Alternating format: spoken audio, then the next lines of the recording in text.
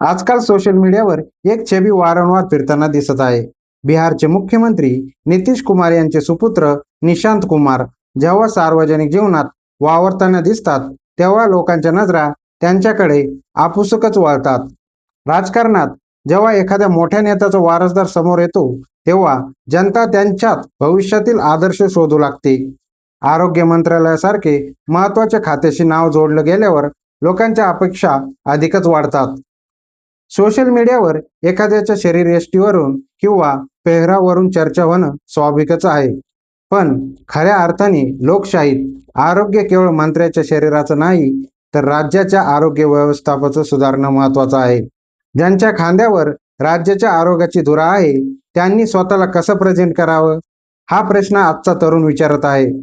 कारण नेता हा समाजाचा आरसा असतो आणि तरुणाईसाठी प्रेरणास्थान असतो. पदे मिळतात, वारसा मिळतो, पण विश्वास आणि आदर हा आपल्या कर्तृत्वातून आणि शिस्तीतून कमावा लागतो. भारताच्या भविष्यासाठी प्रत्येक नेत्याने केवळ सत्तेचा नाही, तर सुदृढ जीवनशैलीचा आदर समोर ठेवणं गरजेचं आहे. असो, मला सांगा, महाराष्ट्राचे आरोग्यमंत्री तुम्हाला माहीत आहे का? आणि माहीत असेल तर कमेंटमध्ये नक्की सांगा. आणि माजी आरोग्यमंत्री राजेश टोपे यांनी यापूर्वी 2019 ते 2022 दरम्यान महाराष्ट्राचे आरोग्यमंत्री म्हणून काम पाहिले होते. त्यांचे कार्य कसे उल्लेखनीय होते, कमेंटमध्ये नक्की सांगा. धन्यवाद.